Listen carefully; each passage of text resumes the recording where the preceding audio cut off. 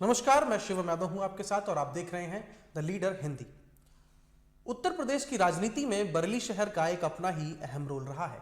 आज हम आपको बरेली शहर के ऐसे नेता के बारे में बताएंगे जिनका एक पैर जेल में और दूसरा पैर बाहर रहता था। वह नेता कौन थे, उनका नाम क्या था, यह हम आपको बुलेटिन के आखिर में बताएंगे। उससे पहले हम नजर डालते हैं शहर की कुछ अहम खबरों पर। विधानसभा चुनाव की तारीखों का ऐलान, बरेली में प्रशासनिक टीम तैयार। बरेली में विधानसभा चुनाव 2022 के मद्देनजर आचार संहिता लागू होते ही डीएम और एसएसपी ने सभी थानेदार और प्रशासनिक अधिकारियों के साथ मिलकर बैठक की। सरकारी भवनों के साथ साथ शहर की दीवारों से राजनीतिक बैनर पोस्टर हटाने के सख्त निर्देश दिए गए हैं। बिना स्वीकृति के कोई भी जुलूस न होने के भी आदेश दिए गए हैं। डीएम ने यह बताया कि चुनावी कार्यों में लगे कर्मचारियों को बूस्टर डोज जल्द ही लगवा दी जाएगी। चुनावी व्यवस्था निष्पक्ष रहे, इसके लिए सख्ती बरतने के आदेश भी दिए गए हैं। आचार संहिता लागू होते ही बरेली में प्रशासनिक टीम ने हटाए राजनीतिक पार्टियों के बैनर और पोस्टर। आदर्श आचार संहिता लागू होते ही बरेली में प्रशासनिक टीम ने राजनीतिक पार्टियों के बैनर और पोस्टर हटाने शुरू कर दिए हैं। नगर निगम और नगर पालिकाओं की टीम ने सबसे पहले सरकारी भवनों पर लगे सरकारी बैनर पोस्टर हटाए। उसके बाद शहर के विभिन्न चौराहों और गलियों में जितने भी राजनीतिक पोस्टर लगे थे उन सबको हटा दिया है। सिटी मजिस्ट्रेट राजीव पांडे का कहना है कि आदर्श आचार संहिता लागू होते ही हमारी टीम ने राजनीतिक बैनर पोस्टर हटा दिए हैं। सभी तहसील क्षेत्रों के निर्वाचन अधिकारियों को चुनाव आयोग से जैसे ही निर्देश मिले हैं उनका अनुपालन शुरू करा दिया गया है। आचार संहिता के समय में अब अनुमति के बाद ही राजनीतिक बैनर पोस्टर लगाए जा सकेंगे। सपा में 100 दावेदार, कौन बनेगा उम्मीदवार। भारतीय जनता पार्टी के पास जिले में 9 विधायक हैं, उसके बावजूद भी इतने उम्मीदवार। सपा में तो उम्मीदवारों ने आवेदन कर दिया है, लेकिन भाजपा में अभी तक कोई भी आवेदन नहीं हुआ है। दावेदारों के लिहाज से देखा जाए तो भाजपा में शहर कैंट, भोजीपुरा, तो वहीं सपा में फरीदपुर कैंट और बिथरी सीट हॉट सीट पर है। यहां सबसे ज्यादा दावेदार हैं। समाजवादी पार्टी के नेताओं का यह कहना है कि 10 मार्च को प्रदेश में सपा की सरकार बनेगी और बरेली की 9 विधानसभा जीतकर इतिहास भी बनाएंगे।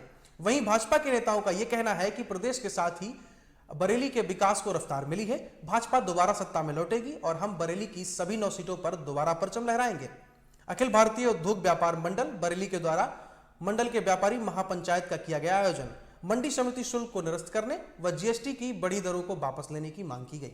अखिल भारतीय उद्योग व्यापार मंडल ने व्यापारी महापंचायत का आयोजन किया और वर्तमान में ऑनलाइन व्यापार व जीएसटी में आ रही तमाम समस्याओं को एवं मंडी संबंधी समस्याओं इंस्पेक्टर राज और बेलगाम अफसरशाही हो रही है, समस्याओं को लेकर शासन प्रशासन से मांग की गई है।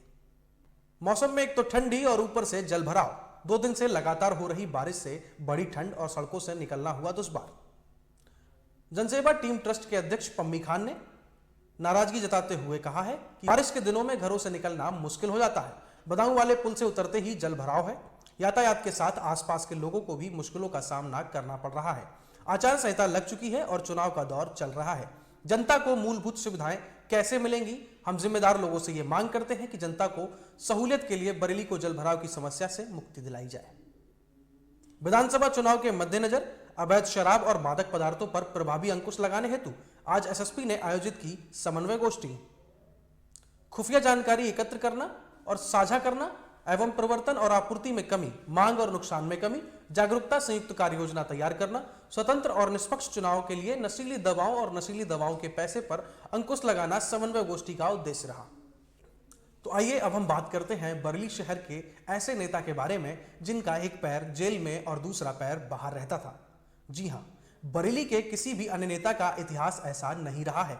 इनका नाम था चौधरी हरसहाय सिंह। बरेली की तहसील मीरगंज के मनकरी ग्राम के जाट परिवार में जन्मे चौधरी हरसहाय सिंह चौधरी साहब के नाम से ही जाने जाते हैं और पहचाने जाते हैं। चौधरी साहब को स्वतंत्रता संग्राम सेनानी का गौरव प्राप्त था। सन 1942 के भारत छोड़ो आंदोलन में गिरफ्तार होकर वे जेल गए थे और फिर अंग्रेजी हुकूमत के दौर में जेल जाने के सिलसिले की शुरुआत के बाद तमाम आंदोलनों और राजनीतिक प्रदर्शनों के चलते उन्हें कई बार जेल जाना पड़ा। अंग्रेजी हुकूमत के दौर में जमींदाराना निजाम के अंतर्गत गरीब किसानों और मजदूरों की दुर्दशा और उनके शोषण को महसूस करने की संवेदनशीलता उन्हें राजनीति के निकट ले आई और द्वितीय विश्व युद्ध के प्रारंभ में वह एक युवा कांग्रेस कार्यकर्ता के रूप में उभरे थे। चौधरी साहब एक लंबे अरसे तक मजदूर यूनियन के नेता भी रहे, पर उन्होंने कभी भी मजदूर राजनीति को पेशा नहीं बनाया और न ही हड़ताल के दौरान मालिकों के हाथों बिकने का कलंक अपने ऊपर लगने दिया। चौधरी साहब बहुत ही सर्वहारा चरित्र के व्यक्ति थे। आपातकाल के समय वह पूरे समय जेल में ही रहे। 82 वर्ष की आयु में उनका निधन बरेली में ही हो गया। बरेली के कम्युनिस्ट आंदोलन का चौधरी साहब इतिहास थे।